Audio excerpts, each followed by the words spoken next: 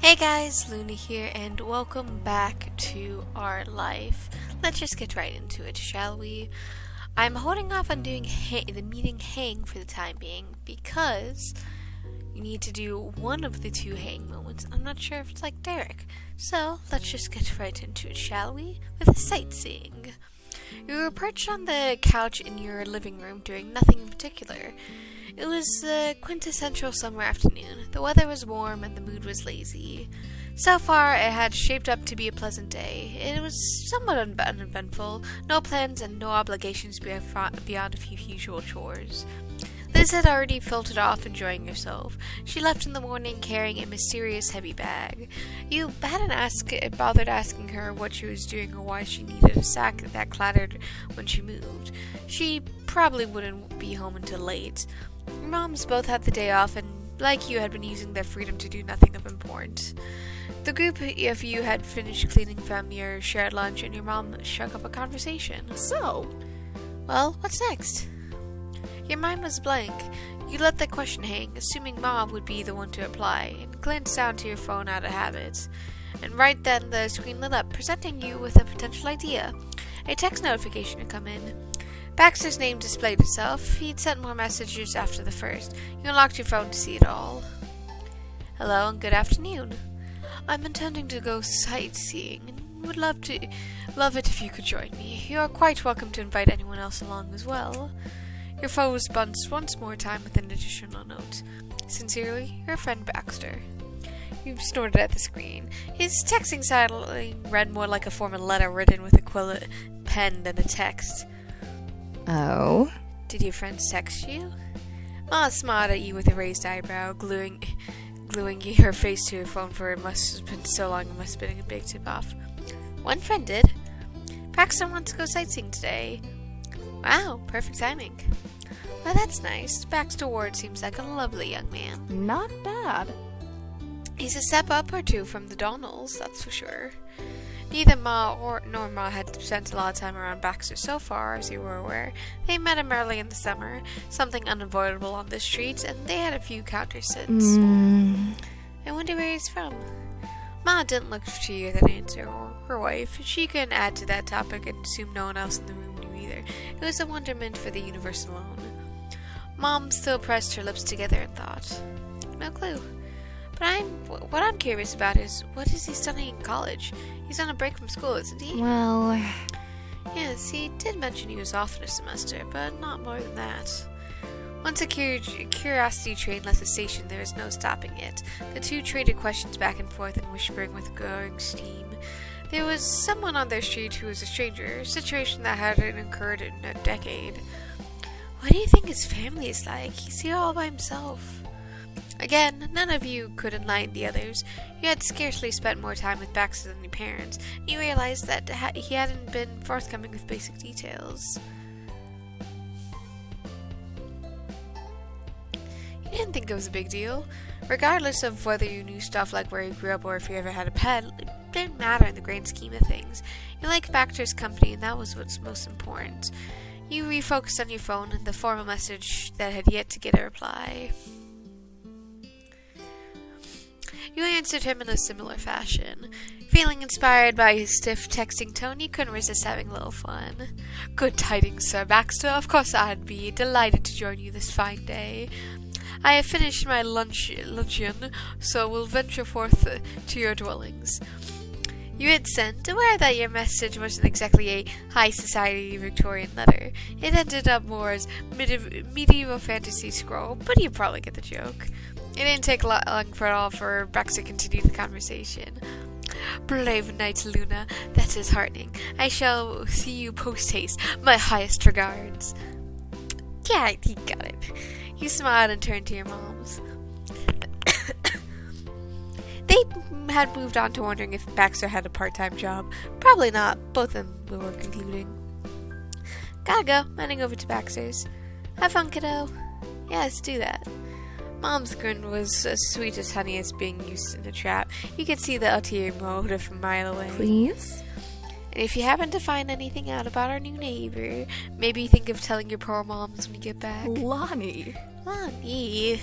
Despite everything, Moms appeared amused at her wife's blatant attempt at info digging. Well, I'll be interested in hearing it too, if Baxter doesn't mind his mystifying being cleared up.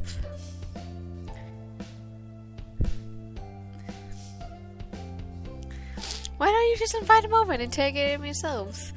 Mom looked mock-aghast at the very idea. Goodness. We can't do that. It's a shame.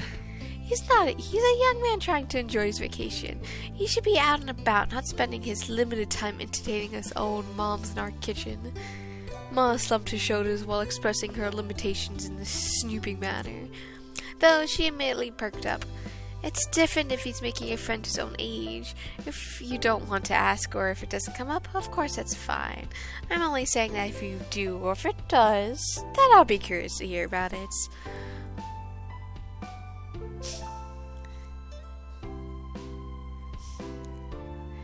Hey, Baxter has interesting tastes. Maybe he's into moms. Mom choked and then laughed uproariously while Ma frowned, not able to appreciate the humor of the insinuation. He joined in with Mom's laughter, and Ma let us slide with a sigh. She did want your help, after all. I won't keep you any longer. Go have a wonderful day. See you later. Take care. Bye. You have fun too. Maybe you can find other secrets to dig into. You gathered up your phone, wallet, and water bottle, and a few other odds and ends, and imagined you might come in handy during the unspecified outing.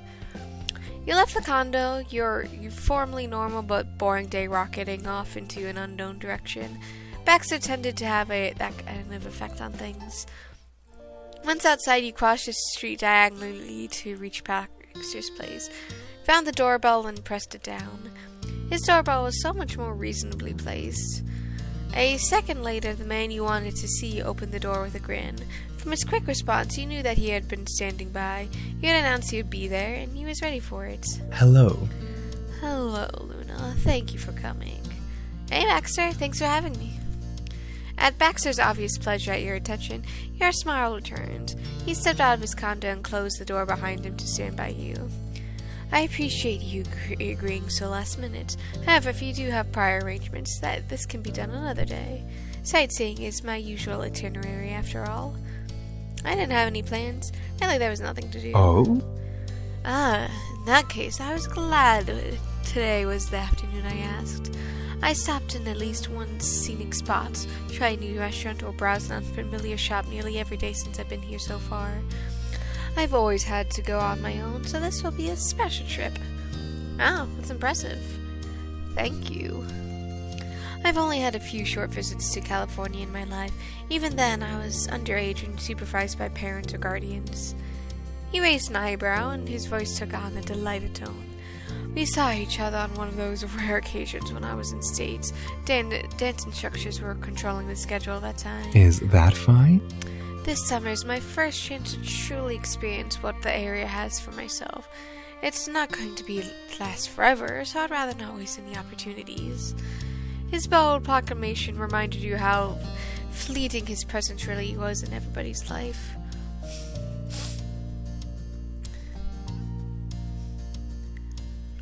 I have to warn you, my moms might grill you on your life one of these days. That's fine, I don't mean to be opaque. Well... I have nothing to hide. Well, he shifted from foot to foot as he thought it over. Actually, perhaps there's one or two things that would be best not to reach your parents' ears. Your eyes widened as he tried to imagine the sort of things he might be implying. What kind of things? Baxter chuckled at your reaction, leaning closer. It might come up. Though, it won't matter if it's only your moms who are curious about me. He locked his door smoothly and chucked his key into his pockets. You're doing me quite the favor by accompanying me. His shoulders loosened as he directed a soft glance towards you. And, if you wouldn't mind, this feels like a good chance for the two of us to get to know each other better. My pleasure. Please inquire me at your leisure, and if there's anything you ever want to ask, I'm an open book in your hands.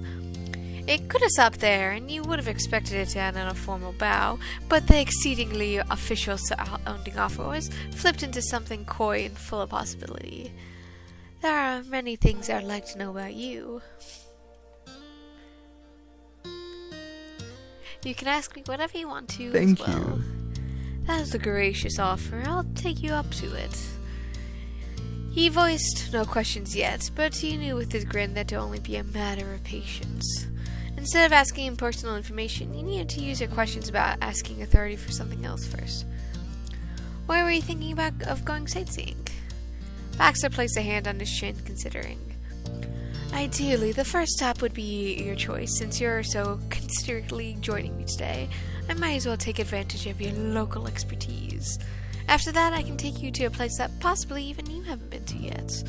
I have a rental car, so it's no worries if you want to go somewhere that's too far to walk to. My choice will certainly require driving. I'm positive you stepped on every inch of this What do town. you think? Does that sound agreeable? Letting you pick for the first place and following up with something you haven't been before, despite living here for almost your whole life? What did you think maybe you missed? Maybe it was the overconfidence of a tourist, or maybe it was something trickier. But he caught you off guard again, with Baxter's promise to tell you whatever you want to know. You hadn't prepared for him to still be so hard to read. You shouldn't have known that he would suddenly get so straightforward no matter how direct he claimed he would act. That'll be great.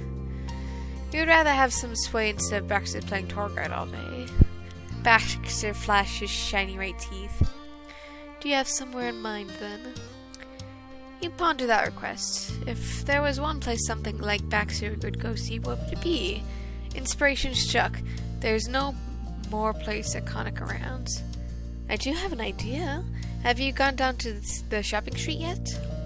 The shopping streets? I don't know what you mean. Given it was a few minutes away on foot, you worried you might have offered the own news, but it didn't come up on the map as anything other than a few permanent shops. You had to be there to know. It's a row of local shops and stalls by the beach. It's right near our neighborhood. Really? His hanging attention encouraged you to continue. It's meant to be fun for visitors. Not all the typical grocery stores or clean clothing shops or things like that. Everyone should go there at least once while they're here. Baxter made a grand gesture of waving you on to leave. Perfect. That sounds absolutely perfect. Please, show me the way. You obliged, and the two of you strolled down the inclined street. Neither of you were particularly rushing, and it still took less than 15 minutes to walk down to the spot. You skipped over the cement curb onto the worn gray bricked road where there. Tantalizing smells and mix of attention-grabbing music drift up from the open doors and outdoor stalls. The different songs blended into one new tune, a celebration for your senses. As normal for tourist season, the path bustled with a crowd of excited visitors. Aesthetically, Baxter stood out from the vast majority of colorful tourists, but his enthusiasm matched their faces. I love it. This is wonderful. Confident you had suggested the correct choice, you let out a happy sigh. You continued wandering, but now you let Baxter direct the way. You merely followed along as he explored. He flittered to and from stalls like a monochrome butterfly in a flower garden. Terry had been more correct than she could ever know when she made the comparison at the beginning of the summer. While she had made memories attached to each of the corners of the streets, watching his first experience there was almost like seeing it with fresh eyes yourself. Honestly, that's always really clever when you can see something fresh again from someone else's perspective. Just because, hey, you don't never know what to expect. While you had memories attached to each corner of the street, watching it, I already read that. You could easily recall the feelings you had coming as a child, being swept up in the energy and adventure of it all. It's always good to have a fun adventure. You never know what to expect. You scrutinized the available stalls out today and realized Baxter would have a huge gaping hole in the experience. There was no magician performing tricks anywhere. That was a bit of a shopping street wonder would go unknown to Baxter, even though he came all the way out here. By chance, Baxter led you into an area where shows happened in the past. Cards and coins that appeared out of nowhere and free balloons were inseparable from this place to you. Watching Baxter out of the corner of your eyes, it struck you that you might have never gotten closer to a tourist before. Everyone you knew was also familiar with Sunset Bird, or at least something in the area. But he was another one of those temporary passerbys.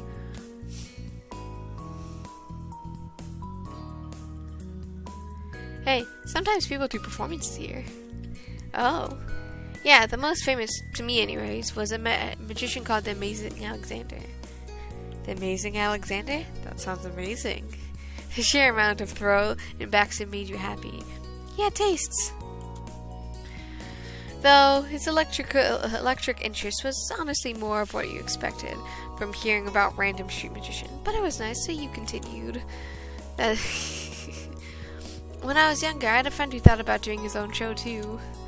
I think the leading opinion was for him to either do soccer tricks or race crabs, but he was never able to do it for real. Wait, you actually met him before. You still remember Derek, right? The one you met with me at Cyprus? Of course, you green-eyed, bow-tied boy. Right. Baxter listened with amusement as he expanded the story. He was surprised that you could recall as well as you did all these years later. It returned to your mind in waves. Yeah, it's definitely one of those things that will take a little bit of time to try and remember, but still good nonetheless. And it was nice that Baxter was enjoying himself without seeing the show himself. Coming here is more than just showing a small part of the world you lived in. You had to show him parts of yourself. Now it felt like an appropriate time to use your privilege of asking me a question about himself.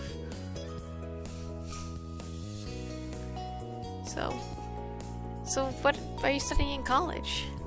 The pragmatic choice, I like it. I'm studying a business administration and management degree.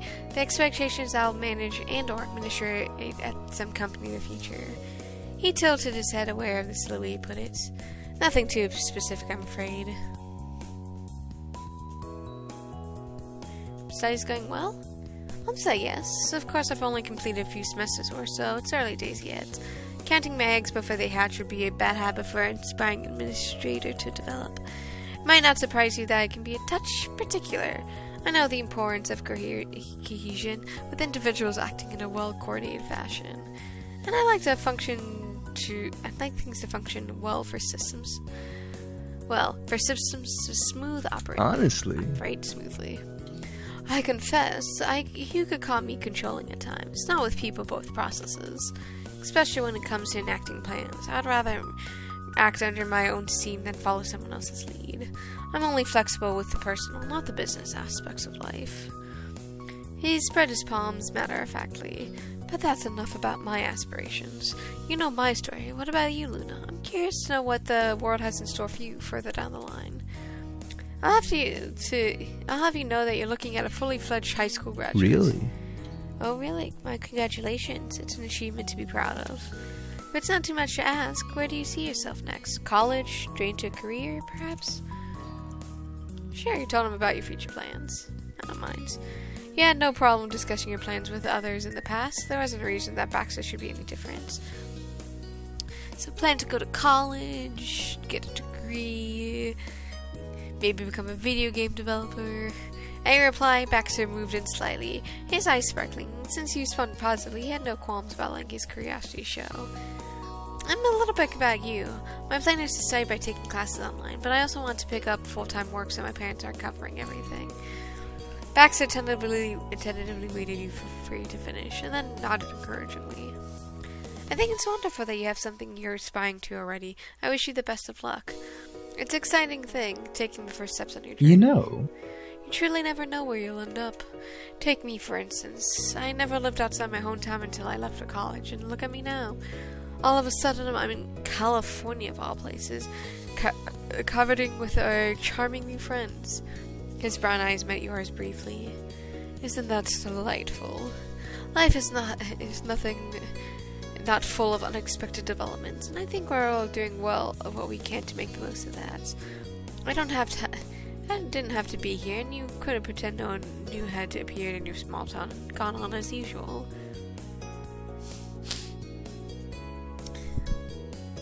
Sometimes I wish I had your confidence. I get it. It doesn't come naturally to everyone, it's true, but I sincerely believe that you have something to be confident about. It'll be if you want it to be.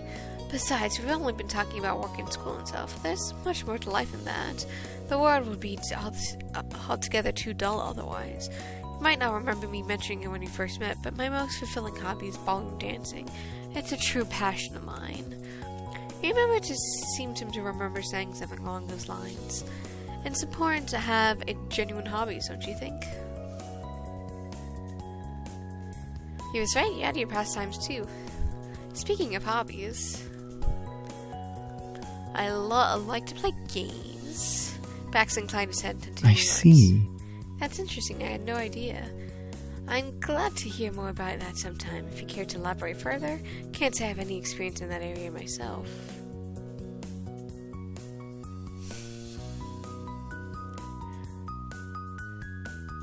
If I'm being honest, I do want to pursue it as my career somehow. I know you're talking about stuff outside of work, but... Oh, that's alright, Luna. I'm sure you can find in my heart to forgive you. There's nothing wrong with turning something that you love into a career.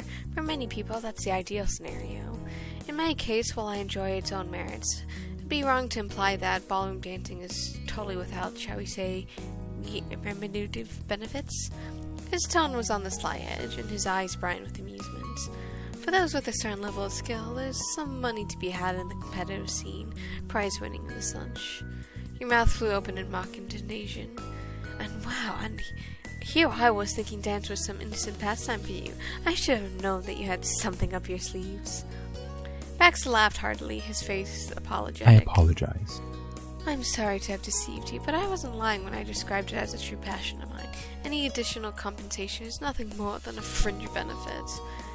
He made a show thinking about it. I'll forgive you someday, maybe. Baxter snorted quietly. I'll be on a tenterhooks until then. In any case, thank you for dodging me on the topic. I had fun. And then you were struck by the most obvious idea in the world. You're on a shopping street, window shopping with a tourist. Baxter needed to get souvenirs for his days in Sunset Bird. No, you should buy him a souvenir. You pursued the displays with purpose rather than passively observing them. What would be a fitting memento of your town, and what would Baxter Ward actually like? You consider those criteria carefully and decide to get him a...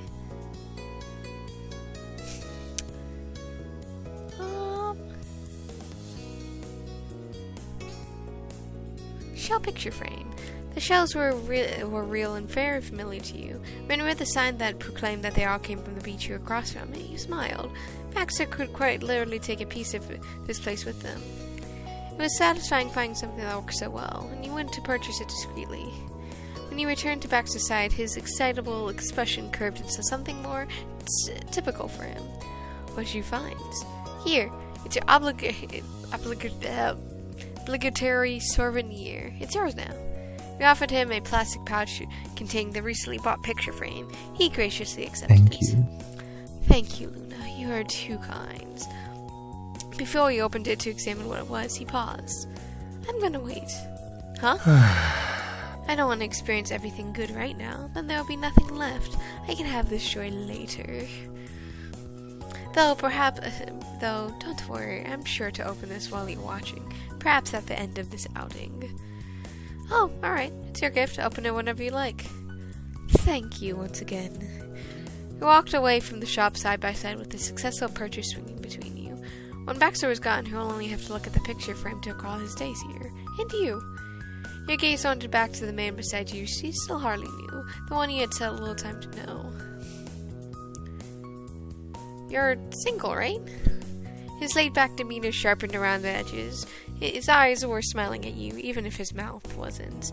He enjoyed the implications of the question a great deal. If you were asking if you were single, it's probably because you cared about what the answer might be. His reddish brown eyes found yours. I'm unattached. That shouldn't be news to you, though. That's true enough. Ever since he first introduced to Cove and you arrived at Sunset Bird, Baxter had been opened by the fact that he had absolutely extremely available. So? How about you? Is there no special someone in your life at the moment? Yeah, single here too. Oh, I see. Have you ever dated before? He answered you without missing a beat. I have. Nothing long-term, you understand. I haven't suffered any tremendous heartaches as of yet. Being single comes very naturally to me. And besides, I don't think I'm old enough to have anything to truly qualify as long-term. Well. But I've certainly had some experience, let's put it that way. He tilted innocently as apparent to double engineer.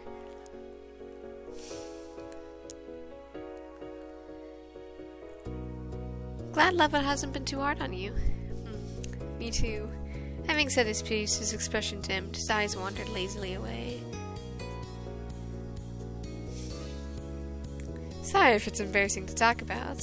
After pressing him about the topic for a while, it occurred to you that perhaps you've been digging too deep. Thankfully, Baxter hadn't seemed to mind at all. If anything, he seemed to welcome it.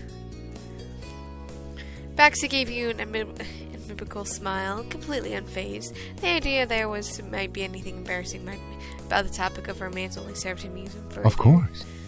No need to apologize. There's very little you could say that would fluster me. That's not me trying to brag, merely an observation. That squared pretty well on with what you knew about him. It wasn't surprising that someone as outgoing and uninhibited as Baxter would be relatively difficult to knock off balance. It does you credit to be worried on my behalf. That wolfish expression made another appearance. But I am enjoying myself. That was a relief. Sometimes it could be difficult to tell what people's boundaries were, yet I didn't want to make things awkward for him.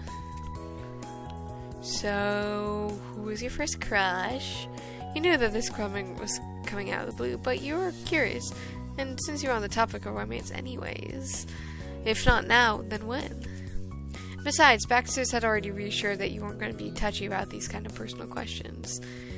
He scratched his cheek thoughtfully, trying to recall a memory.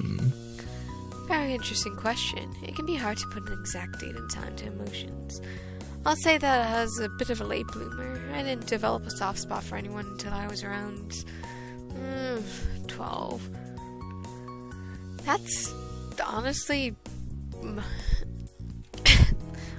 around the same time I expect people to kind of have their first crushes and stuff.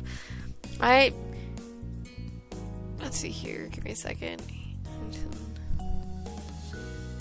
Yeah, I had my first crush around the same age too, so... But to be fair, that didn't really pan out.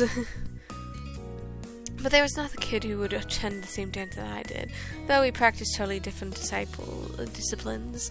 I was naturally there for ballroom. They were a ballet dancer. That actually does sound really, really interesting. I feel like that could be like a rom-com all in itself, with just two different dancers getting together and everything else. Seems kind of silly if you think about it, but still could be pretty fun. Depending on how, of course, it gets played out.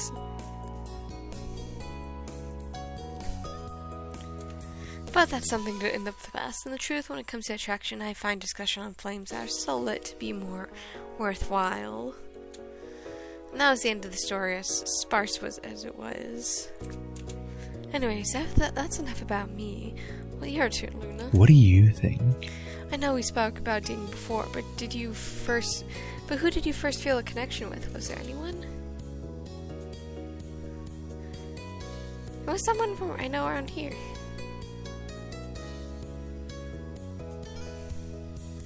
So it's Derek's parents, Cove's parents, Jeremy, Shiloh, Terry, Miranda, and Cove. Let's say Cove. Baxter smiled knowingly. It would have been awfully impolite to have guessed at your first crush, but it would have been. But you asked him to do so. You guessed yourself that his answer would have been Cove. You've proven that his. I understand. I can see it. You seem very close. Thanks for telling me. You're welcome. Don't mention it. You're very welcome, Luna. It was a fulfilling discussion, all told. I feel like we know each other a lot better now, wouldn't you say? His eyes said more than his words did, and both were saying an awful lot. You met his gaze with an awful cheeky smile of your own, till you could play that game. From there, you and Baxter continued poking around until he browsed every shop on the path. He even doubled back around, leading you all the way across at second glance. Despite the short length, it was easy to miss something even after a dozen passes through because of the area it was so packed. But Baxter was satisfied with going through twice. He came to a halt at the end of the path, his attention leaving the shops landing on you. Thank you for showing me once more of this place and for this gift. He held up a bag with a souvenir safely hidden inside. Bravo! This is truly a fantastic shop on my California sightseeing extravaganza. He inclined his head gracefully. The shopping street was officially a hit. I'm glad you think so, that it was a hit.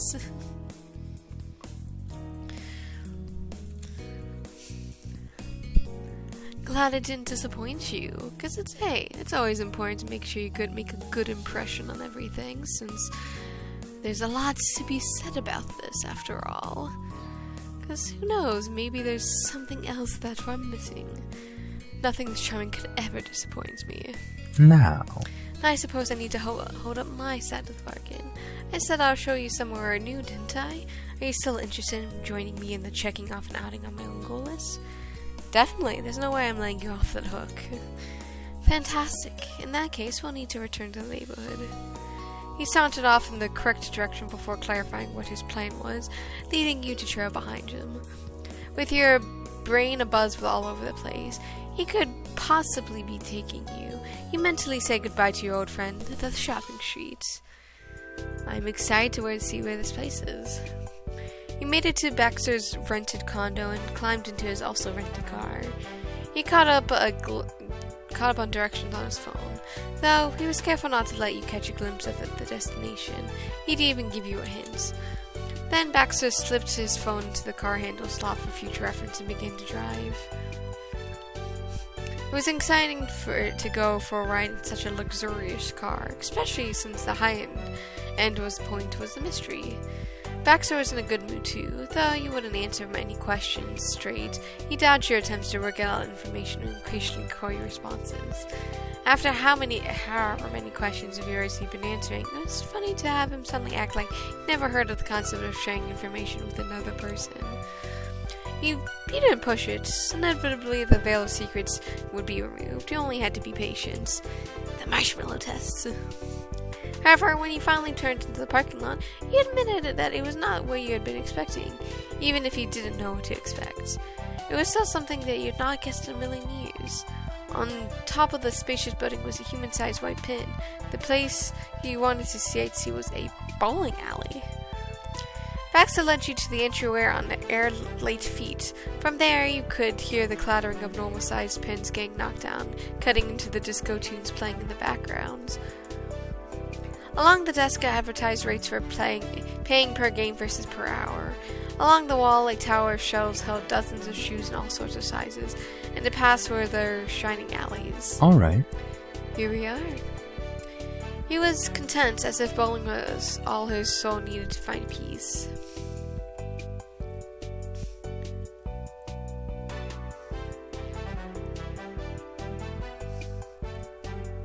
You're at a loss. Baxter smirked victorious. He left you speechless, and that was a win in his book. Personally, I've never been bowling in my life. I wanted to try longer than I can remember, and well, what better opportunity than when I'm on vacation?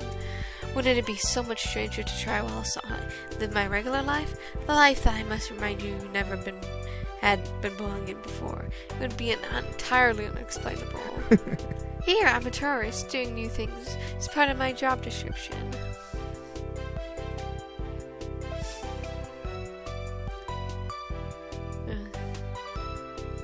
I mean, I want to argue with that logic. It's too entertaining of an argument. There's nothing wrong with having him to have his fun now. Hanging out with Baxter, seeing you firsthand who was living, and you were compelled to ask yourself, had you really done everything you wanted to? You're reminded of the fact that the first time in Sunset Bird had its own limits, and you could very well be reaching the end of that line soon. This would be the very last summit you had before becoming a doll, before taking your first steps into everything that lay beyond. Sometimes lying awake in bed at nights, you would feel the tension like bubble in your chest, the worry, the excitement, the anticipation of what the future might hold. Before that, how could you make the most of what remains?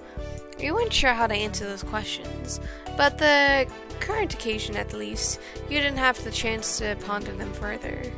Baxter chimed in again, your train of thought evaporated. So? Since we're on the subject, Luna, have you ever done this before? Bowling, I mean. I bowled before. I see. But have you been to this particular bowling alley? I know it's quite new. What? You glanced at the sparkling floors, walls, balls, and even couches. It certainly was recently made, not thinking of any sign of wear and tear, and nothing of it was familiar. No, I haven't been. Baxter smirks victorious. See? So I did bring you somewhere you'd never seen before. Right, you tried. I can give you this one. Thank you, I'll take what I can get. Now then, perhaps we should get in line. They seem to be quite popular today. Or perhaps this is considered a slow day. I have no basis of comparison. But we might be waiting for a line. It's alright. The two of you joined the queue at the counter. Though the bowling alleys were indeed full, you got your booking in and you were handed rental shoes for the opening game. Baxter's smile, a flashing, charming smile, insisted on Of course. Since you're so generous as to gift me a keepsake. Fine, I paid my spot, I guess you can at yours. Exactly. You laced up your shoes for a second. That was in terms of finishing preparation. There was plenty of time to kill before your round would begin. Well, since you were here... So what's up with the black and white thing?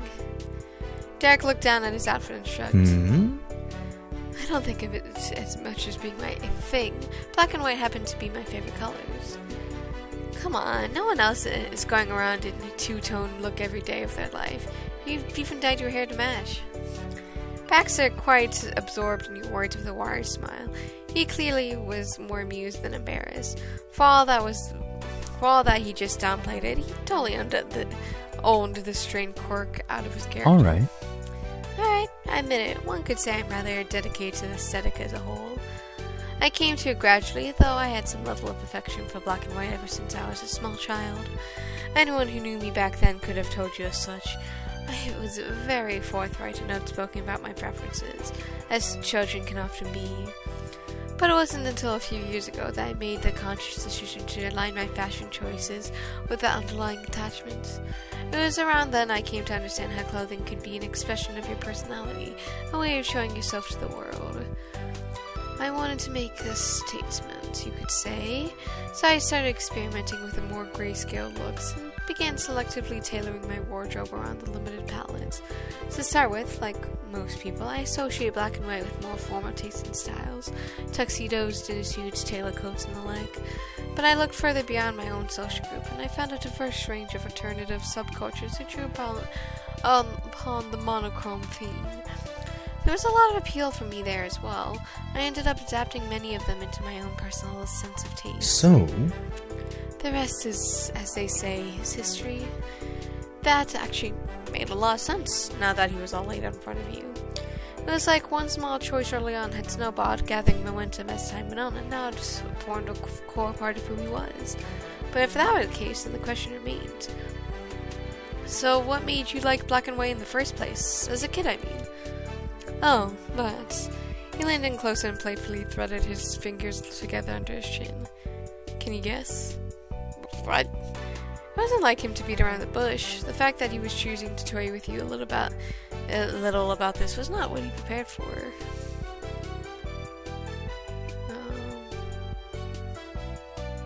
Are you maybe a fan of black and white movies? Am I? He raised his brow, incredulous. I might as well ask you whether Clark Gable had a mustache. Does that mean I'm right then? Baxter simply smiled. You are correct in the sense that I had a penchant for historical movies, but that's not the reason I like black and white, I'm afraid. See? I'll try and make it easy for you. The crux of the matter is, why do I, Baxter Ward, like black and white so much? His voice took on a strange quality, placing a lot of emphasis on certain words. He was obviously trying to guide your thought process here, but he couldn't quite work it out.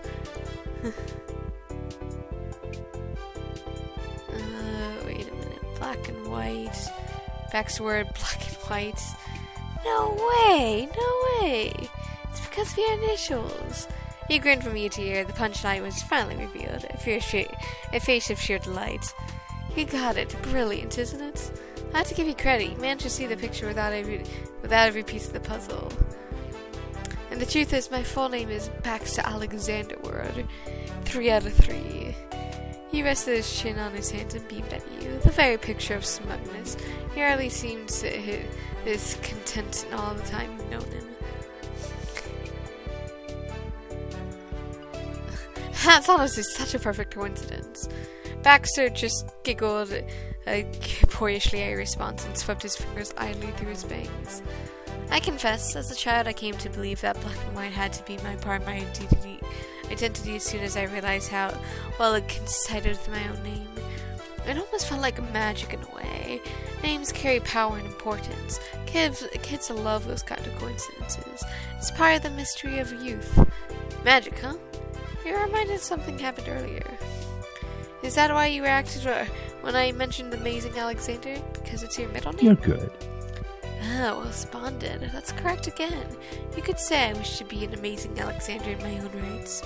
I've been always fond of my full name. It's a very nice name. Thank you. I'm delighted we are in agreements. At any rate, I'm sure you can understand at last why I'm so attached to it, and to my favorite colors. You certainly did. Who knew such a simple question would lead to such a strange and unexpected answer? The past few minutes, you've ended up learning so much more than you bargained for about the hidden depths of Baxter Alexander Ward. The conversation successfully filled the waiting period. An attendant suddenly called you over. Elaine was free. Excellent. Thank you. Together you headed over to the rack of house balls, where Baxter began to size them up. So they come in different weights. Interesting. Touched a forefinger to his chin, pondering the choice carefully. You picked a medium ball. Moderation was key. Not too heavy, not too light. You picked up one of the mid-weight balls, just about right. It was a dark ebony black. Seeing your choice, Baxter nodded. Very well. It's a solid option. Best of both worlds, right? Easy to hold, yet sufficient weight to give some momentum. I think I'll follow your lead. Baxter picked out an identical ball, flashing your way to why you smile. It's even the right color. Not care to take the first shots. Sure, I can go first. Marvelous. I'm looking forward to this. Best of luck, Luna. Mr. Monochrome took a seat at the striding red couch to watch. Him and the couch together almost looked like some kind of modern art display. But you weren't at a gallery, you were at a bowling alley, and he was waiting for you. You eyed the pins of the far end of the lane, gauging the distance. Breath in and breath out. You raised the ball behind you and took a few steps forward and swung. You know what? Just because it's funny, strike! The pins flew all in directions with a satisfying clatter. You're pretty good at this game, all told. Should be a piece of cake. Baxter applauded enthusiastically. His brows raised in admiration. You're incredible. Very well done. An impressive first move. Your hit had struck Baxter as well, though after the initial amazement, he pulled a comically pained expression, grimacing with all his teeth. I suppose I better prepare myself for a total victory on your part. How did you consider going easy on me? He was kidding. Two could play at that game. Not a chance. Better buckle up, Baxter.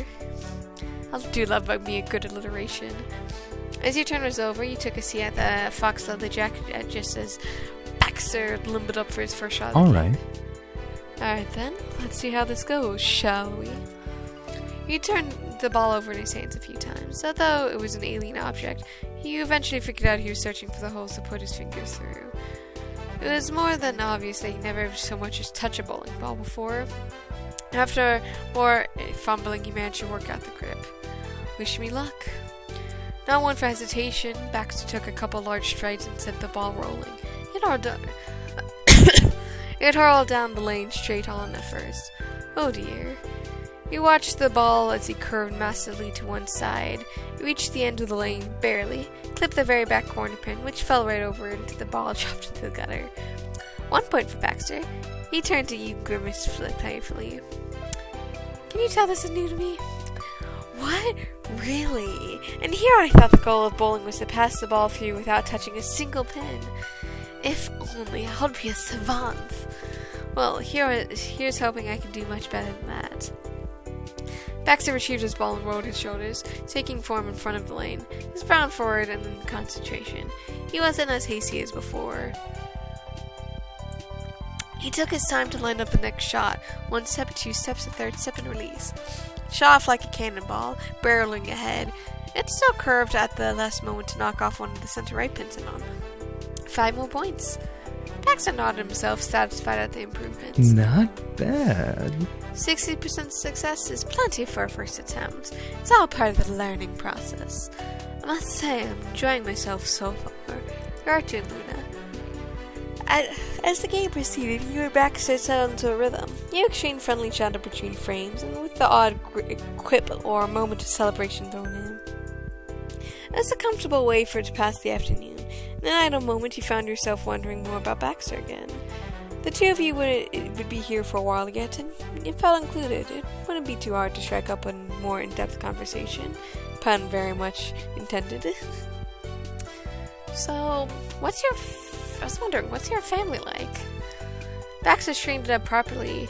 You guess you would ask about this sooner or later. Honestly. It's not the most exciting story all told. My immediate family consists of my mother, my father, and myself. For better or worse, I'm an only child. That tends not to surprise people. His voice took on a slightly littling quality, as if he was reciting something he's practiced many times over. In many ways, my parents are the prototypical example of success. They're affluent, sophisticated, and have a wide-reaching and influential social circle. As families go, I suppose you have to say we're a happy set. As sometimes happened with Baxter, you weren't convinced he was giving you the whole picture. So what about none in general? His eyes narrowed knowingly as his mouth pressed into a thin smirk. You're not content? I might have known. I love my parents, but that's not to say there aren't complaints about to be had. It's a mutual feeling. They understand care through the lens of control and protection. That's been their way ever since I was young. In a sense, they treat me no different from a child. But, of course, they are quiet, educated, esteemed, and as a tad old, as is their company most days. That's not the environment to act as a kid. That meant I've always been expected to behave with the maturity of someone their own age, or perhaps even older somehow. It's a bit of a paradox, isn't it? Doing everything as an adult while getting the respect of an infant does. As for me, I think myself as much more as a free spirit as heart. I'm my own person, and I like to enjoy life in whatever way I see fit. Well, You could say I'm a bit of a rebel. He said almost furtively, like he divulged some sort of personal secrets. You're the politest rebel I've ever met. He shrugged in a blasé sort of manner, accepting your quip without complaints.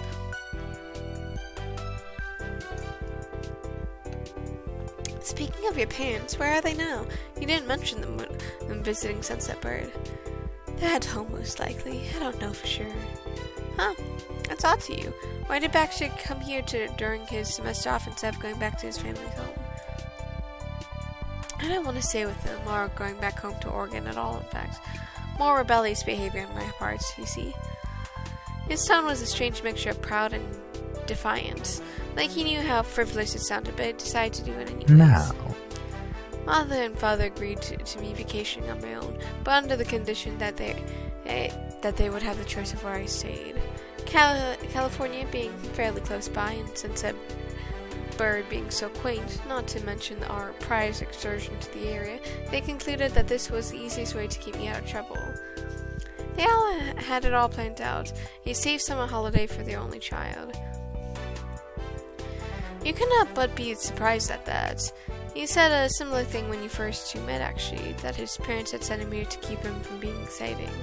Sure, Sunset Bird was a small and sleepy for the most part, but it was still the California coast, and Prism Vista was right there. Well, part of that was unexciting, especially since he had his own rental car. Maybe your parents should have thought this through a little bit more. A summer in SoCal is the worst they could come up with. As he posed the question to him, Baxter's casual demeanor underwent change. His customary relaxed smile took on a wicked sharp edge, and his eyes flashed with a devilish mischief. The change was so surprising that he couldn't help but imagine what his prim and proper parents would think if they were to hear to see it. He shifted closer, conspiratorially, and spoke in hushed voice. So? Do you know what the legal age requirement is for renting a car in the state of California?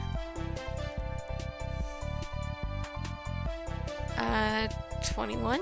20? That's how old you are, right? Right on the first count, it's 21. He said totally casually, almost without inflection. I, however, am 19. It took you a moment for his words to register. Wait, Baxter was 19 and the legal age for renting a car was... Oh, Baxter. You're rented momentarily speechless. All this time you had no idea. Baxter carried on speaking, not noticing, or politely ignoring the implosion your thought process was undergoing. The truth of the matter is that my parents, being uncreative people, had full control that I wouldn't be able to run a car. That's why Sunset Bird was chosen as my destination. It's doable. But I don't have the same issues. There are ways around the age limitation, as you might have gathered. Since I'm over 18 and I have control over my own bank accounts, I honestly don't know why they bother trying at this point. The whole situation tickled you a little. It had to be extra work to get a hold of the car, and Baxter all did it with was sightseeing. Even when law-breaking, there was something proper about him. So how did he manage it? It wasn't all that difficult, honestly. I didn't have to do anything awful, don't worry. I have a large number of social connections myself. Members of the dance circuits, acquaintances from the country club, fellow students from college, miscellaneous family and friends. List goes on. The point is, I'm fortunate enough to have a connection in the area who had an extra car, which was mine to be used provided I covered the costs, plus a little extra, of course. The little throwaway nature of the last part gave you pause. Baxter's idea of a little would probably put Cliff's holding $20 a chain. Perhaps good to know, I guess. Splendid. How glad that one scared away. Gave you a serene smile, all honey. And that, for now, was that. And what you felt like in no time at all, you arrived at the final frame of the match, glanced up at the scoreboard. You were ahead by a wide margin. It had been since the game started. Your rounds had pretty much been all strikes and spares. Baxter, meanwhile, contented himself with avoiding the gutter, though he didn't manage that at every turn. Still, the big gap in score didn't dampen his fun. He finished the final frame with 3 consecutive strikes. Baxter whistled through his teeth. Some people in nearby lanes even applauded politely at the spectacle. Baxter took a far different approach to his last chance. He had nothing to lose at all. The game had been lost already. So he attempted bowling with his back turn. The ball made down into the lane, rolling straight into and right down the drain it went. Baxter merely laughed. I finished as I began, in the gutter. Then Baxter came over and offered you a hand to shake, the very model of sporting behavior. You took it. He fought hard until the end. Baxter gripped your hand firmly. The two of you shook. He grins. Thanks. Thank you for the game, Luna. I had a lot of fun. Honestly, bowling is super fun. But, it's just one of those activities I wish I could do more, but, I haven't really gotten around to it. I tried my best, but you're far better than me in the end. Congratulations. You did great for your first try. That's sweet. You're far too kind. It seems as though he was happy to have played at all. Never mind that he didn't win. The joy of a new experience was what mattered to Baxter in the end. The game was reaching its conclusion. You wandered over to the main counter to return your rental shoes. Your sightseeing bowling adventure was finished. As you left the building, Baxter was quiet. He must have had something on his mind. He lifted his face to the twilight sky, then met your eyes. Well, we had our fun, and the day is getting short on time. I suppose we could return to the neighborhood now? That was a question, not a statement. Baxter touched his chin in contemplation. He hadn't struck you as altogether thrilled by the idea, and coincidentally said that exact same thing. To be honest. To tell the truth, I'd be disappointed to go home. Would it be asking too much for this to last a little while longer? I'm not sure about you, but after the thrill of our bowling match, I've become rather hungry. Could I treat you to dinner, or at least we could attend a meal together? Now that Baxter mentioned it, you realize your stomach was totally empty. You've been out and about for hours. Honestly, I'm starved. Even the bowling balls were starting to look appetizing back there. This prospect of having more opportunity to hang out lightened Baxter's already chipper mood. That's excellent. He furrowed his brows in thought, tapping a forefinger into his cheek. His attention drifted away from you as he cast his mind around for ideas. Something caught in his fancy eventually. His eyes narrowed and the corners of his mouth curled up. Perfect. That could work. It's ideal, even. could care to share your idea with the audience. His gaze swept back to you and grinned wholeheartedly. So far, we focused on locations which were new to one or both of us. That's all been good fun, but maybe it might be nice to end on a little outing on a different note. Perhaps you see where I'm going with this? He tilted his head playfully, giving you a smile even more than a bend. Baxter was nudging you in the right direction. For a meal, you could go somewhere that's familiar. I'm sure you can think of a suitable place. Somewhere you've both been before? Oh wait, of course. There's the perfect venue for an evening meal. One that you were both familiar with. Oh, you mean the Cypress? The country club where you first met all those years ago. It was exactly the kind of place Baxter would prefer. He beamed, relieved that you caught on. Bravo. Exactly. If that's agreeable with you as well, I can take us there right now. Yeah, I'll like that. Having settled in his place to eat, Baxter led you to his car with a spring in his step. This prospect of a jaunt to the Cypress was obviously a delight to him. You sped toward the general direction of Sunset Bird in the midst of the namesake period of day. The faint wisps of cloud overhead were painted a pale orange. When you pulled up to the country club, the sun was hanging behind the trees which lined the golf course. You were led out to a recognizable dining area right away by a host, where a table for two was nestled in a quiet corner. He passed you menus and excused himself. A woman in a handsome waistcoat and jacket began to light the candles for the coming night. She paused to attend to the new guests. Good evenings. I'll get your waters immediately. Is there anything else I can bring you? Good evening to you. Oh, one moment. Luna, I'm familiar with the offerings. Would you like to order now? Yes, please. You mentally gone over what you wanted on the drive. Baxter smiled sweetly at the waitress, who readied a notepad to take your orders. It got sorted shortly, and she took her leave. After that, there was nothing to do but to make yourselves comfortable. I'm gonna say it's some type of pasta dish.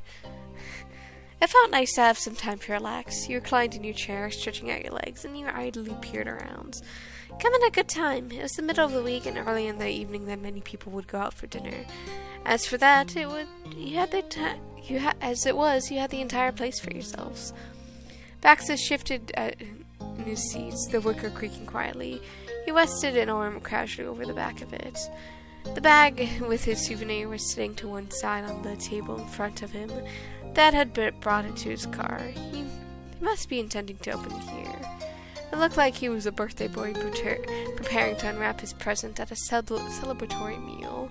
He chuckled, imagining that. A soft sigh broke the comfortable silence. It's a pity it's so quiet. I would love there to have been some music. You flashed your lopsided grin. Or a dancing evening. That's asking for too much, I know. However, when I visit the Cypress, either here or home, it's livelier than this. It's a shame, but I suppose they can't have a soiree every night. I still find it hard to believe that this is where we first met.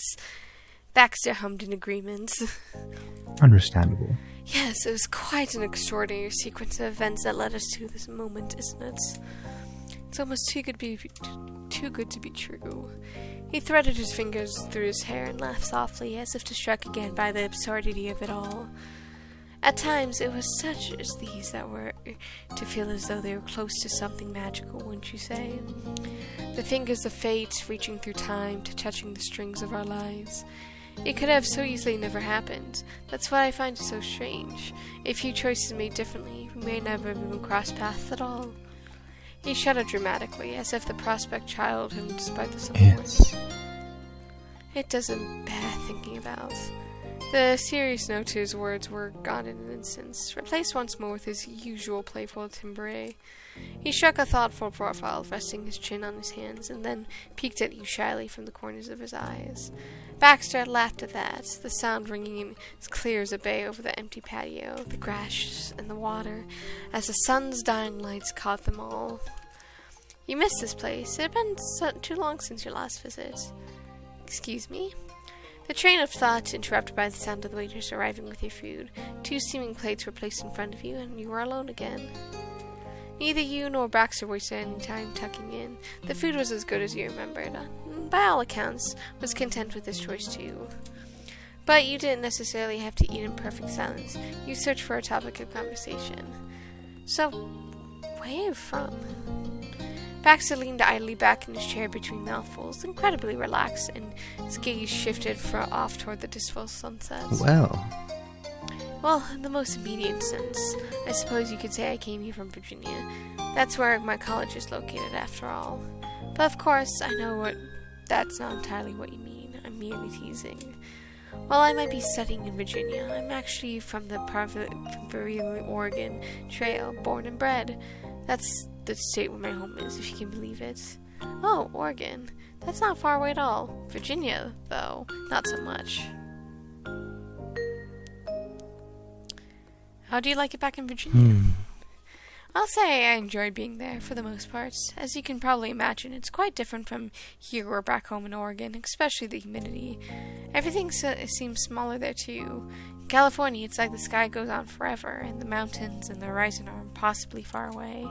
Oregon as well. There's a scale to the scenery that just doesn't compare. Whereas Virginia, the hills are just that. Hills rather than mountains. Quaint little things, and they're sort of gently unfold everything. His gaze grew distant again, his mind conjuring up memories of the landscape, like he was getting lost all along those quaint little hills. Another good thing about it is the trees. Virginia has plenty of forest cover, like Oregon, so at least in that sense I'm among the familiar. That tracks. I read somewhere that something like 2/3 of Virginia consists of forest, right? 2/3? I can readily believe it. You're well informed, Luna. His voice took on a hushed, affectionate quality. I must confess, I have a soft spot for trees. There are these beautiful eastern white pines planted all over the college dorms. Magnificent here all year round. When summer comes to a close, the needles get everywhere. They fall so thick in places that the ground around them is covered in what looks like one big tan of shag carpet. Why am I not surprised? If you were to walk underneath any branch, you'll be pricking out needles out of your hair until Christmas. You smiled at the mental image. That must be awful for you. The green and brown would ruin your whole monochrome shtick. His eyes grew wide in a look of mock indignation. You have no idea. All that consideration, careful selection, wasted. Though, of course, I have brown eyes, so I'd like to think I could make it work when it comes down to it. But you'd rather not have to make that sacrifice, right? A short, sharp grin. You are incredible. That's remarkable. You know me so well already. Something about the way you said that makes your stomach go a little funny. Baxter exhaled slowly, almost dreamily. That's another good thing Virginia and Oregon have in common. With all the trees around and the variable climate, you truly get the experience of the seasons changing. Summer used to fall, it was especially beautiful. Colors you would not believe. He was about to get lost in thought again, but then caught himself. So to answer your question, finally answer your question, yes. I say that I like it in Virginia a fair amount. The humidity is still a bit of a sticking point. He narrowed his eyes a fraction at the pun, rolled off his tongue without fully intending it. But at the very least, that's the only issue during summer months, and happily for me, I spent my summer elsewhere this year. You smiled a private smile to yourself. Yes, happily for Baxter indeed. Is it a hard living away from where you grew up? Do you miss it? Baxter nodded, not in agreement, but as if he's been anticipating a question. He answered almost before you finished speaking. No. It was said so instantaneously and with a genuine smile that you were rather taken aback. You weren't expecting such a candid answer, or truthful if you know that, as that. It's like he didn't even have to think about it. Seeing your momentary look of surprise, Baxter's expression softened to something more demure. Maybe he had this reaction before, maybe many times. It's not as bad as it sounds. At a minimum, I can honestly say that I wish I missed it, if that makes sense. You guess you can understand that? I don't know how you feel about your hometown particularly, but you should at least be able to appreciate that I spent all my youth there. I'm not so jaded that to totally discount the place, far from it. But if there's anything I liked about my home, it wasn't exactly so exclusive to that locale. The US is a big country, the United States of America, and there are plenty of beautiful things to see wherever you go. I've experienced enough to know that much at least. His voice took on a tone of polite finality, that harsh, simple matter of fact. So no, I don't miss it, and I won't be going back. If my parents wish to see me, they'll have to be the ones visiting where I am. He snorted gently to himself. The idea amused him greatly. I just realized the shadings on his arm compared to his face is just a touch different. Because it looks like the shading tapering down looks softer than on his arms.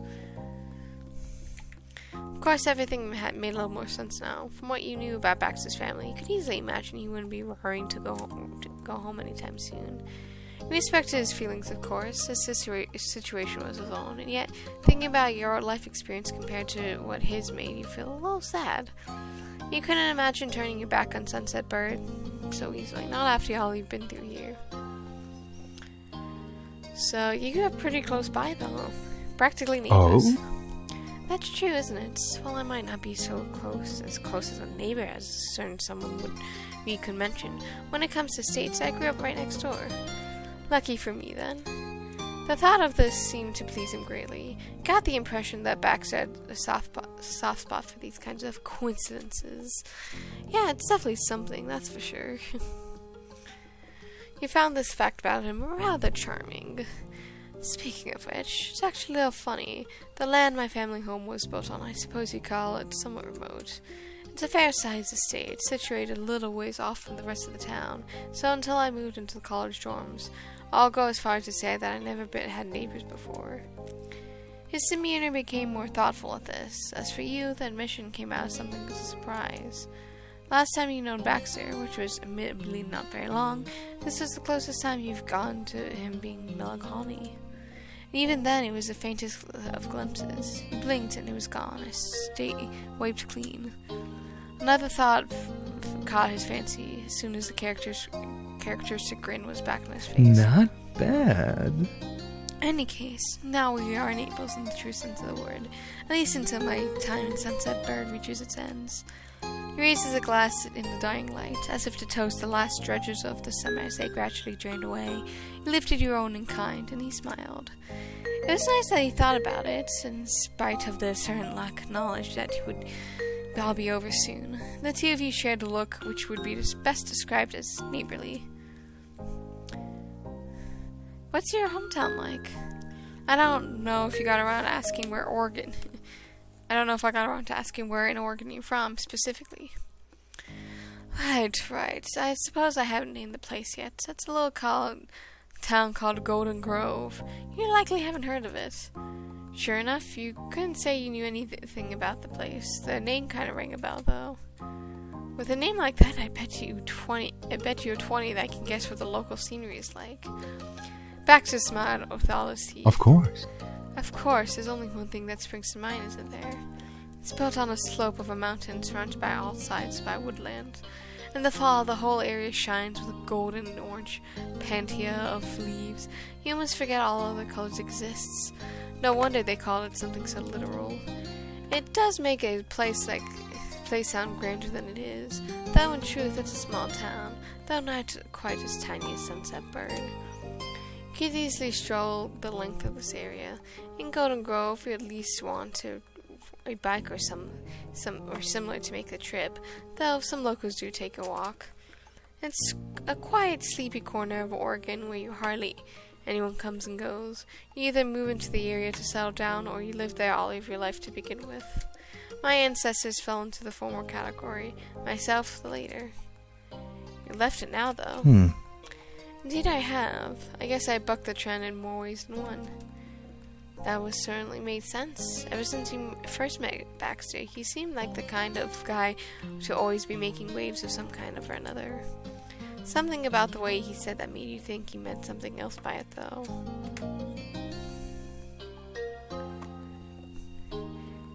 Did you feel out of place there? Baxter shrugged casually. I think I did sometimes, but that's not what I meant. He hummed thoughtfully and tapped his chin with a forefinger, trying to find precisely the right words. After a moment's pause, he continued. You have to understand that this is a small rural town. A fair number of the residents are working class. There are some more affluent areas, but... To be honest, I suppose you could say that my family has a reputation in those parts as the local people of means. Or perhaps to put it in more vulgar terms. You're loaded. He snapped his fingers. Precisely, and for better or worse, everyone knows it. If you were to go there and pass my name around, everyone would know who you were talking about. He gave you a meaningful look as he said this. Please don't actually do that, it might embarrass even me. You got the sinking suspicion that it wasn't really his own plus that I was concerned about. He waved a hand with a great indifference, and he was too lazy to swat his own words out of the air. He figured that was all he felt like saying on the subject. If I'm ever in town, I promise I won't throw your acclaimed name around. very well. Thank you. You needn't go out of your way on my account, though if you are ever in the area. His smile took on the air of boyish amusement. I'm not planning on being in Golden Grove anytime soon, but all the same, I get the feeling it might not be long before I meet you there, or one way or another. Who can I say? With that, his voice trailed off, and his gaze drifted in the middle distance of contemplation. Having asked all the questions about Baxter's home you could think of, a final thought occurred to you.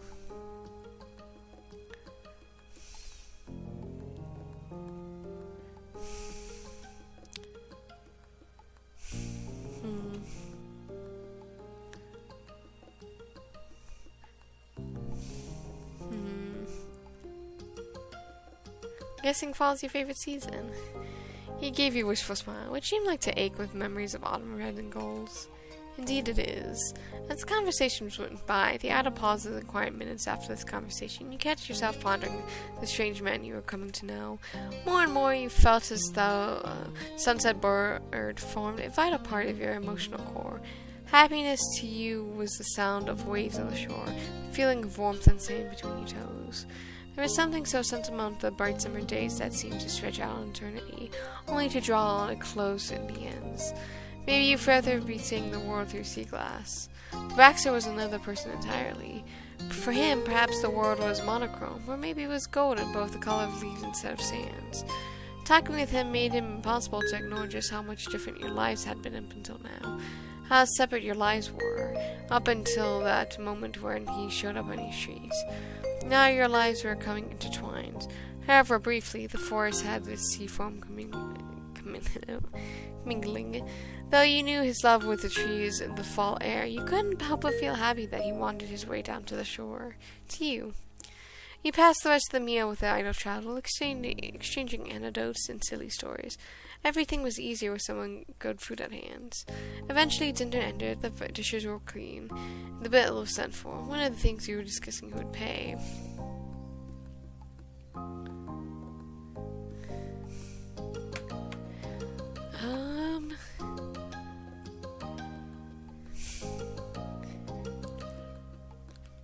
You pay for yours and you pay for his. It's the fairest way. And now, you reach over to the place of his hand and wrapped up the souvenir. He had sat patiently next to the plate for the whole meal. Exciting. I've been eagerly waiting to the right opportunity to open this. Now, no time like the present. Wouldn't you agree? Yeah, I want to see what you think. And you will. He pulled the gift squarely in front of him with a great deal of ceremony, as though there was a beautifully wrapped present with an enormous bow on top. It was generous of him to play pretend. There was certainly nothing fancy about a cheap plastic bag with a "Thank you for shopping" printed all the way down the sides. He closed his eyes, and with tentative fingers he reached inside and pulled out the souvenir box. When he lifted his lid, finally saw for the first time, his brows raised in appreciation. He turned the picture frame over in his hand, appraising it from multiple angles as the warm, dusty glow bathed in gold. He ran his fingers gently over the shells laid around the border frame and smiled to himself. Any picture would be happy to live in such a pretty home as this. I can put it on my desk in Virginia. It's a wonderful gift. I couldn't have chosen better myself. Having a drop of California sunshine to brighten up my college dorms is a very nice thing I needed. So charming. I'll be reminded of you every time I look at it. Thank you, Luna. You're welcome. I knew you'd like it. I'm that good. Baxter chuckled, and you knew you were happy to see it. For all the big talk, it was a relief to know that Baxter appreciated the souvenir you picked out. He gingerly placed the picture back into the bag. For safekeeping, I'll be distraught if anything happened to it. Once the bill came and went, Baxter cleared his throat and made it to stand. Shall we? He checked around for your belongings and nodded. Yeah, let's head home. Wonderful. You headed through the curb and out of the parking lot.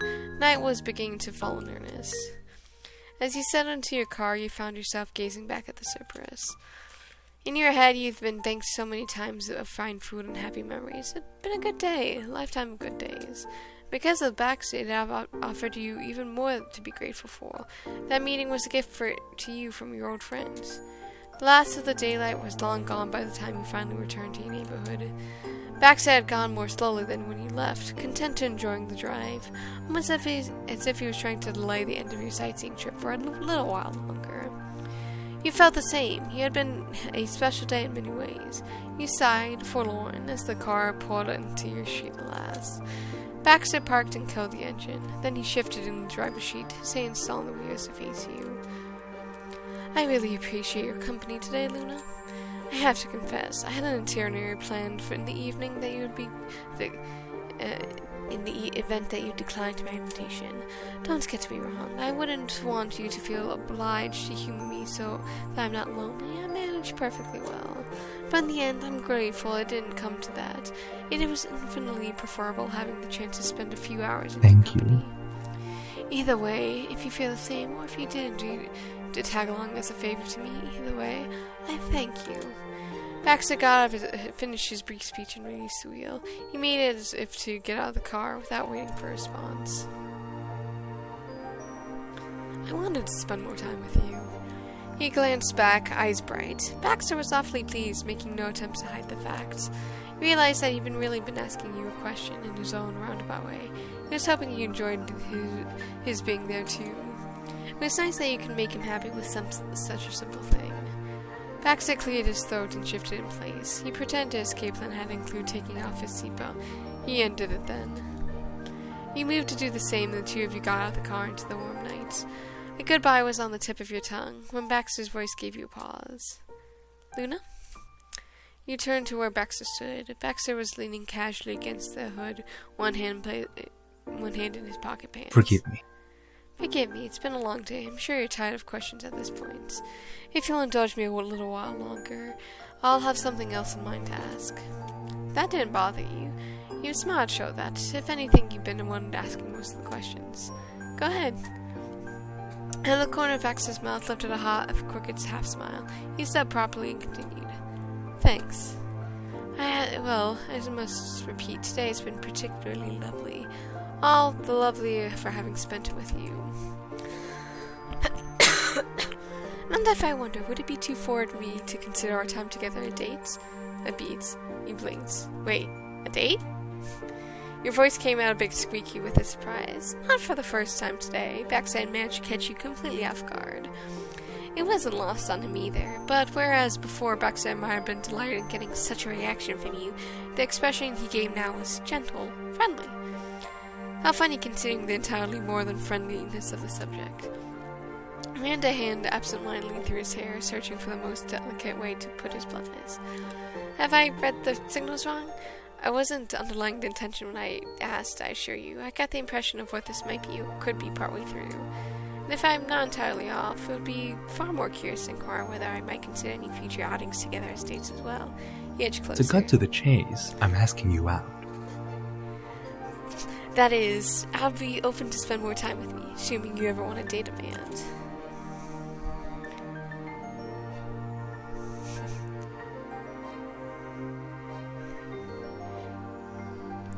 That is absolutely date, and we should absolutely have another. In that case... Before I get too carried away in the excitement, I must own the fact that this is not a grand romantic overture. I doubt you'd believe me if I was claiming to be your one and only for all time. He placed a palm on his chest and met your gaze with a crooked smile. I am nominating myself for a suitor for the season. A charming summer adventure, no more nor less. Only you would describe it like that. Baxter laughed, self-effacating, and he shrugged. He wasn't about to argue with you about that, but he did make one more attempt to get his idea across. I don't care what label you choose to put this arrangement. I could be your boyfriend or nothing at all. And you could change your mind about it without consequences. You find out it's not what you imagined further down the line. Yeah, I get it right. Consider yourself suited. At your words, he beamed at you, his face bright in the darkness. Lovely. Thank you. You've already given me so much in my time here. I've been very fortunate to have you as my neighbor, and for now, as something else. His tone was measured as polite as ever, but you couldn't help but hear an excited edge to the words, as if you were internally bouncing on the walls of your feet with anticipation, because he wouldn't do that on the outside. The smile of Baxter's was your favorite, seeing as you were already glad to have accepted his offer, on top of your own personal feelings. It was cute to have such an impact on him. Underneath his peculiarities, Baxter was a sweetheart. But once the initial rush had died down, your thoughts drifted to more practical matters. What would you say to people? What would you call this thing between you? Excuse me. Put that question to Baxter, whose eyes lifted along the edges. Would you care if I told my family or not? My friends are going to find out. For sure, though. What a delightful first concern. It's up to you how we go about it. If it's not something you feel comfortable talking about, then I wouldn't insist. My preference would not to be treated as a secret, however. I'm proud to be doing this. But again, I'm a visitor. This is your home. The choice is ultimately yours. Yeah. Okay, if you don't mind, over. I can tell people it's cool, rather not. You shrugged. If they knew, they knew. Of course, we can keep it between us. Excellent. I'll speak about casually then. My parents are likely to hear the news eventually, though I don't expect you to speak to them. Alright. Now, as much as it pains me to say, I shouldn't keep you. I'm here if you need me. Thank you again for a wonderful day, Luna. If you ever want another, you can call me or text me. I'm very able to drop what I'm doing and come see you. How amusing. Or alternatively, you're welcome to come by my place whenever it strikes you. I'll be in touch too, so don't feel pressure to initiate. He lifted his hand in a cheery wave, staying put in order to see you home. Good night. Have a good night. At this, the closing moments of your day together, it struck how much of an impact he had on you in such a short time. You cast your mind back further to 5 years ago. It is so surreal to think about the mysterious boy who had vanished without trace once the night was over. Not only that had he shown you all this time, but he moved on to the neighborhood and now you're dating. The story made your head spin. The chest ached with a profound emotion that you didn't have a name for. You were seeing the beauty and complexity of the universe laid bare. But you can mull things over for another time. It was getting late, and he was waiting for you. In the parting moments, you gave him a hug goodnight. Baxter was initially frozen by your initiative, but you outpaced him, even him. But not for long. He wrapped his arms around you to return the hug. You were taller than him, both arms went around your midriff. Excuse me. And he placed his hands gently on your back. His face fell. Sorry, I just... bit of a cough. Around your midriff, and he placed his hands gently to your back. His face felt slightly flushed against your chest. It was pretty adorable. His words then came out as a... You're very good. I must say, I didn't anticipate you would be the one to pull a move on me, and so soon, but it's far from unwelcome. Though you couldn't see it, you could hear the smile in his voice. Being with him, that way was warm and comforting, despite the fact that his shirt felt really stiff. Fashion over comfort with Baxter Ward. When he finally pulled away, you searched his face, and sure enough, there it was, dashing as the stars. Well then, at the risk of sounding like a broken record, have a good night, Luna. Good night, Baxter. Baxter had begun the farewell, yet made no reason to leave. You watched the road to cross your road to your house, and you turned to the threshold and waved one last time. The familiar grin was one last thing before you saw the doors close behind you. You'll see it soon enough. Now, my question is, does that screw me over in the ending? If it does, I can obviously we do some of the things so we're not actually dating, but we'll just have to see. It's so strange a feeling to be back at home after such an eventful afternoon. So much has happened in the span of few short hours. So much had changed. Of course, you were right. There couldn't be described as without excitement. You were greeted almost immediately by footsteps approaching from the hallway. Sweetie, you're back. I heard the door open. Mom's laugh rang out from behind her, out of the pan and into the fire. No. Well, there, no need to jump on Luna without giving them a chance to take their shoes off. For all we know, it's been a very informative and tiring day. Mom came up to you in front of you, and Mom appeared over her shoulder. You could see the smirk on Mom's face go along with the pointed implications of the choice of her words. For all of Mom's appearance to be tempering Mom's enthusiasm, they were both guilty of speculation what you were up to all day, and now is their chance to finally find out. While her wife rested a hand on her shoulder, Mom beamed angelically, the picture of innocence. She was the last person to bowl someone over the minute they got home. Honest. Huh? What's going on exactly? Your sister's voice drifted over from the couch. Liz had been watching TV but spun around to see what the commotion was about, her show forgotten. The gang was all there in only a matter of seconds. So how did it go? Did you have a nice time with our new neighbor? So that's where you've been all afternoon. Out with a gentleman caller? How charming. Your sister leaned over the back of the couch with a biting grin on her face. She could have given Baxter a run for his money. Yes, Luna was getting to know Mr. Ward. The rest of us would like to know him as well.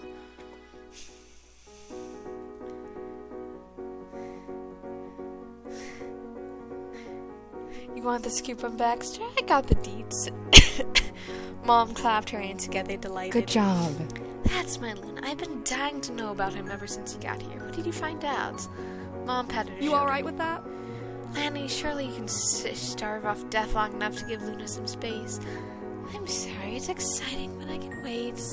With that, the immediate tension around you dispersed, and you were free to collect your thoughts. Slowly, everyone drifted toward the kitchen counter, where they sat down waiting to hear the whole story. You kicked off your shoes, and Mom wouldn't allow you to drag dirt in the house, even when she was trying to curry a favor. Then you went over and picked up a stool. As one major event of the outing, you and Baxter were dating. It would be the last bit of personal info they would ever be expected about the new neighbor.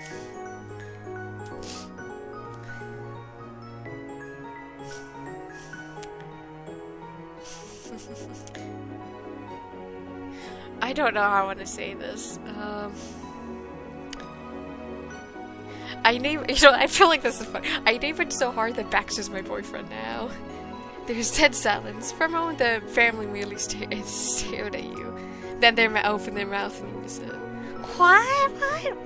Wait! Calm down, everybody. Not that you could blame them. You did your best to elaborate over the top of the three of them talking at once. Slightly longer version is that when we drove here, Baxter asked me if we can consider today a date, and so could recap more. Obviously, I was down for both of these things, so I said yes, and voila, we're dating. Liz was still entirely taken aback in spite of your reasoning. What? He asked you out already? Or retroactively sideways asked you out? It doesn't matter. He's been here about one day. That's not true. It's been multiple days. Then you've cumulatively spent one day worth of hours with him over multiple days. Across from you, Mom snorted with some laughter. I see. At least we know one thing for sure about your neighbor. He doesn't waste any time.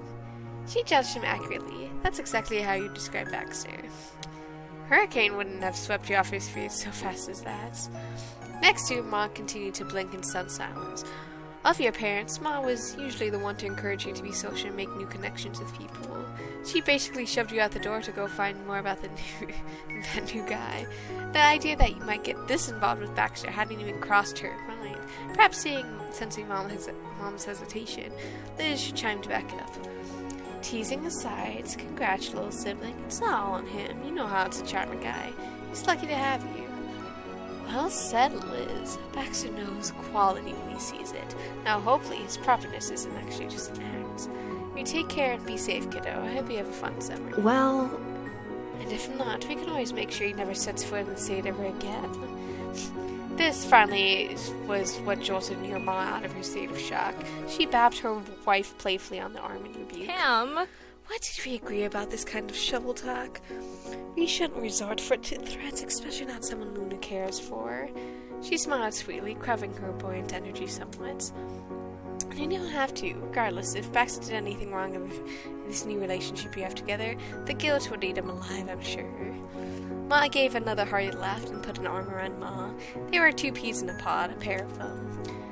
Ma faced you fully, apparently more at ease now that the ice had been broken. Isn't that great? I agree, sweetheart. Baxter's very fortunate to have a chance to get to know you. Make the most of it, alright? Being able to see you happy is good enough for us. You shrugged nonchalance. In spite of the inevitable ribbing, it was good to have opened up about that, in a matter of ways. They all wanted you to know that they were on your side no matter what choice you made. As the night wore on, your moms and Liz ended up chatting amongst themselves, engrossed in the conversation, to the point where you were able to slip away unnoticed. On the way upstairs to your room, you found yourself glancing back at the first floor, as if to catch another glimpse of the Baxter over the streets. You really hoped he got what he wanted out of the new sights he saw. Sunset Burn was a special place to you. If you're lucky, then maybe Baxter had come to realize that as well. You certainly had reached more of an understanding of him, one way or another. Yet there was a positive there that was so much buried underneath the surface. Got so much more to his character than there had appeared to be at the first glance. But we didn't mind. You'd known each other for such a long part of your lives. Of course, a single outing wouldn't be enough to qualify an entire person. What was special was that it might not always be that way.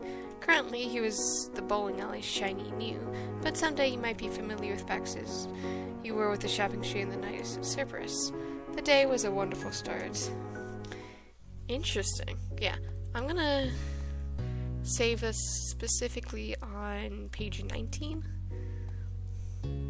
Just because, hey, I might have to reset this in case I'm not able to get the last bit of things. Just because, hey,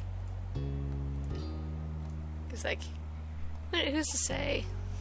But with that, I hope you guys enjoy. Have a good day, night, week, month of your lives. May the stars forever guide your path wherever they might lead you into the future. And I hope to see you guys again soon. Ta-ta!